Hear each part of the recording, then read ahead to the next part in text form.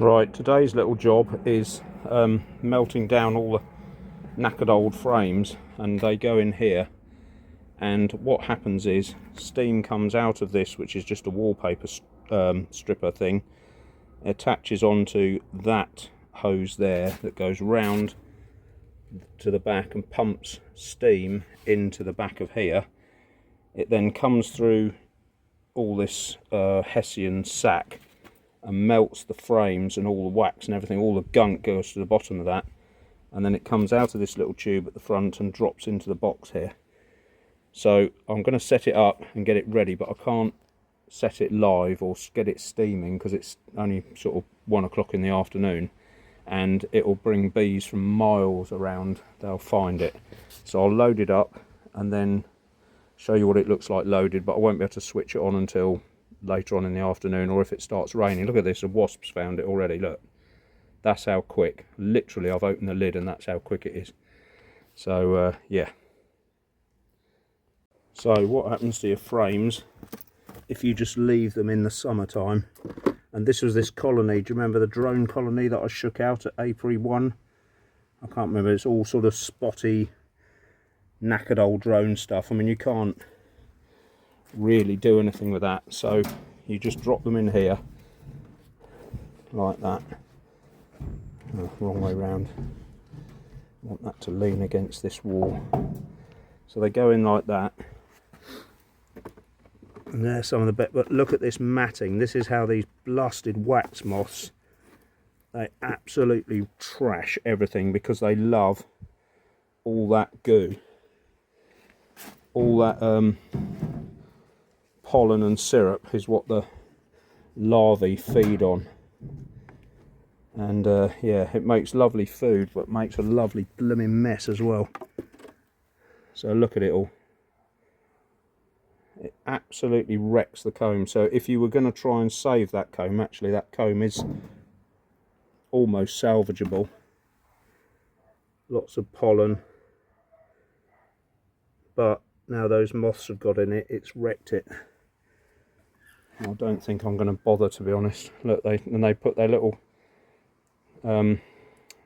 cocoon things with the grubs in up there that hatch into more moths, or myrths if you're Inspector Clouseau. So I'll just get this set up and then show you it full. If you're not careful, they wreck all your stuff as well. Look, all your boxes, they lay. The trouble is the grubs dig into the box. You can just see there, I've got away with that one.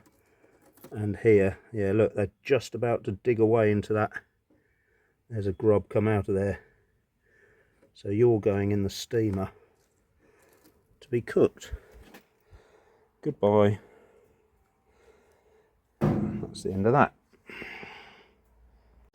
Right, so there she is full.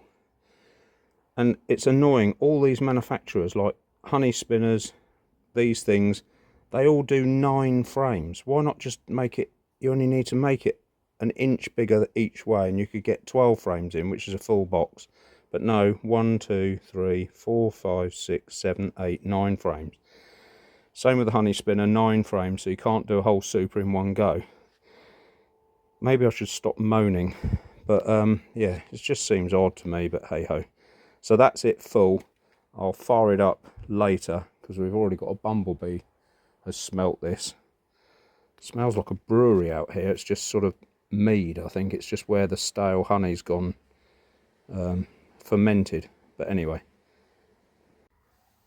So boiling water. So make sure you've got a sensible adult with you when you do this.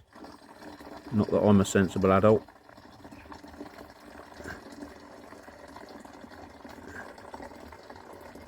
In she goes.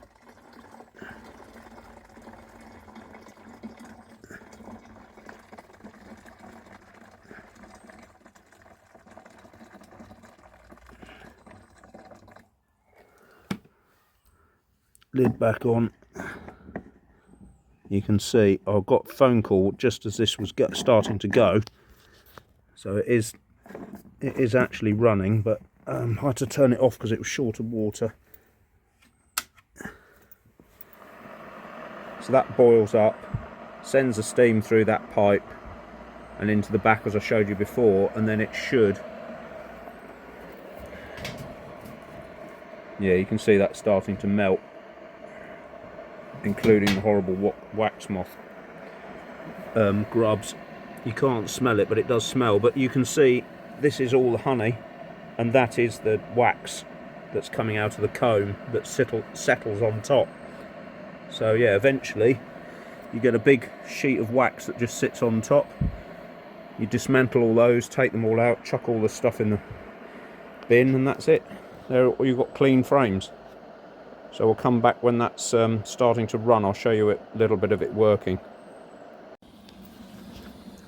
Right, so you can just see it running there, and not surprisingly the smell of the honey is attracting attention.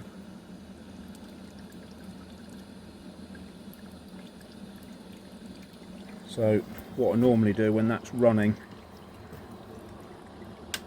turn it off.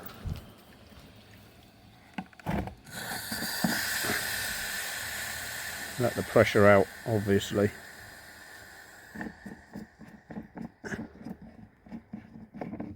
And then fill it up. Typical, the sun has to come out just as I'm doing this. And what I might have to do is just switch it off and come back later in the evening when it's dark.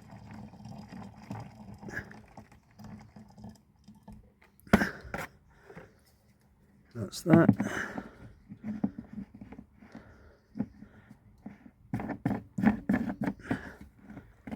Turn it on again.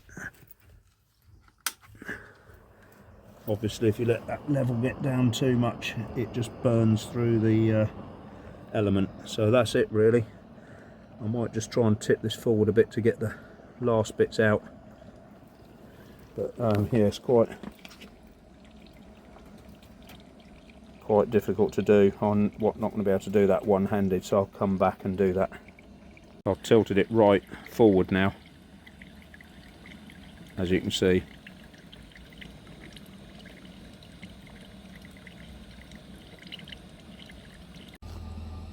So you can hear the honey machine in the background. There's a few flying bees around, but I'll just show you this, taking this apart.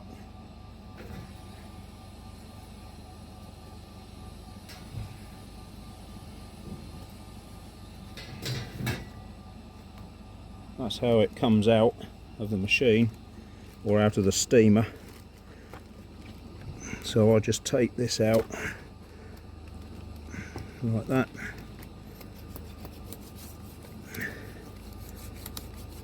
Quick scrape, that's all you need to do.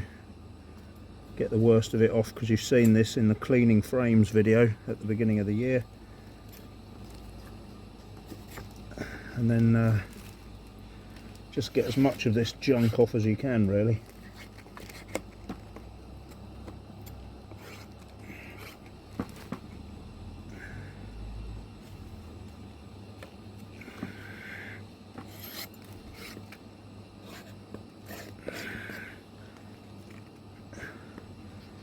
Some people try and get this through twice and boil it and do all sorts of stuff, but you know, unless you're doing thousands of frames, it isn't worth it, to be honest. Not in my opinion anyway. You get most of the wax out of the steamer.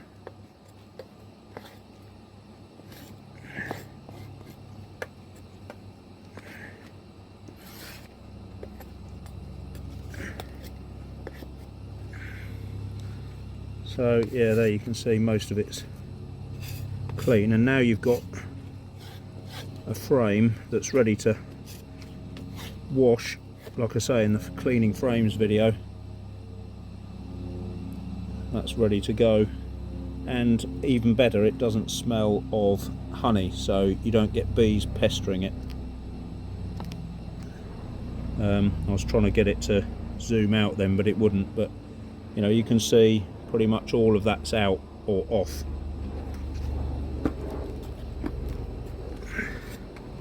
I'll do another one.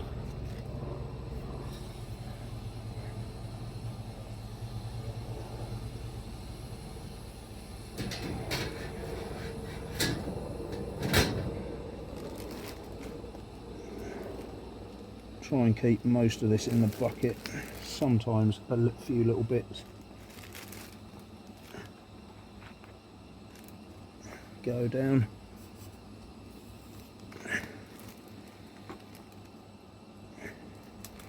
And then I'll show you what the actual steamer looks like when the process is finished.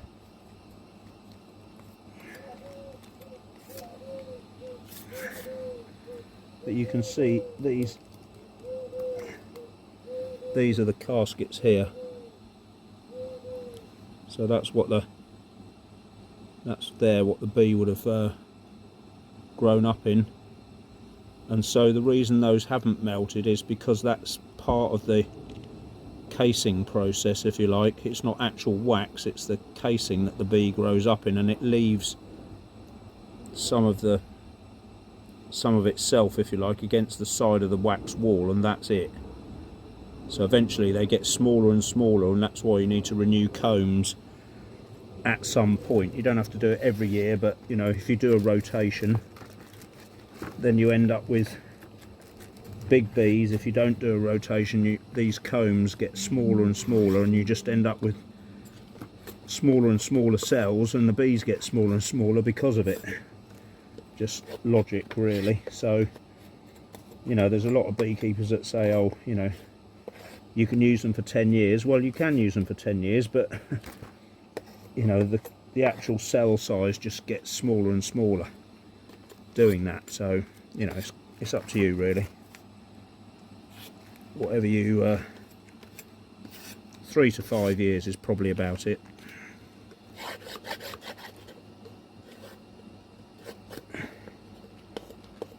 So I'll just carry on and finish them, and there's a few more to go in. That's it, really. So you can see, fairly clean, or clean enough.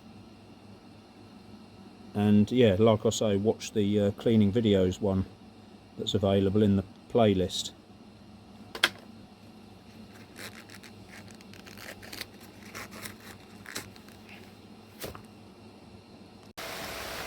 So although it's a good time to do it when it's raining, there's a limit to what you can actually do in the rain when it's going down your back. It's howling it down. But you end up with a pile of frames ready to clean, bucket full of goo that goes in a bin, and that's pretty much it. So I'm going to take shelter now. It is howling it down. So rain stopped a little bit. We've got a bit of a breather. That's as much as I've got out of all those frames there. And this is what you get left with in the bottom. Not quite sure if you can see, it's steamed up the camera, isn't it? Don't think that blowing helps there. But yeah, you just get a load of goo at the bottom there.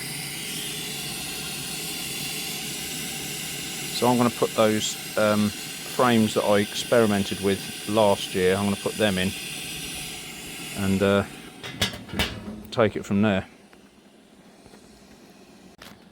Not sure if you remember from the beginning of the year, I think it was probably series 3 or visit 3 or 4, but I put these in with these so they could make their own with these wooden bits down here.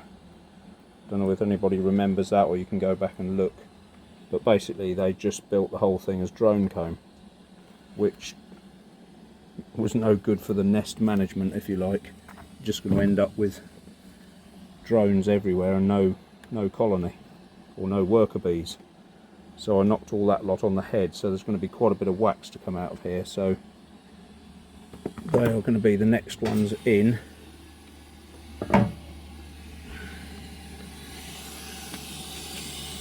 Into the cauldron. I should have had a glove on then, that's a bit hot. So they just go in like that.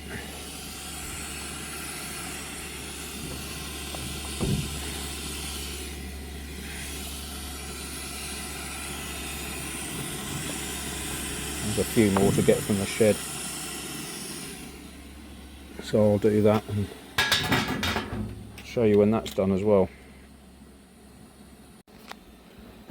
So there we go, got 12 in this time. jammed in there, just because I'm not going to keep that going just for one frame, and they're starting to smell now anyway, so that's that. Hopefully that should top that up with wax, and we'll have quite a bit of wax out of there in the end. So this is what you get left with, big pot of steaming goo, and you can put that in water and boil it. Cayman Reynolds did a really good series on that, on Tennessee's bees, how you put that in water, boil it, and then put a mesh down over the top of it just to push all that to the bottom, and the wax floats to the top. But you do retrieve some, but not enough for me to faff around with that. So that's pretty much all wax at the top now, just the last few dregs coming out, so that's pretty much it. So here's the final stage in the wax processing, or the frames melting in the steamer that I did. This is what you end up with in the morning, just that little thin slither or cake, if you like, of wax on top of the honey. I've just washed the honey off a little bit, and I've just been here sitting here draining, and yeah, that's what you end up with. And we sell this back, I say we, the association I belong to, the local county association, they sell it back to I can't remember who it is. It's probably the big national beginning with T that that supply a lot of stuff in the UK, and they make foundation wax out of it, and we can buy that back at a cheaper price. We have to give them about a ton, I think, of wax every year to get that price, or get a lower price, something like that. But anyway, that's what you end up with. So I've got 8 or 9 of these cakes of, or slabs of wax, if you like. But yeah, just thought I'd show you what it's like before I put it up with all the others.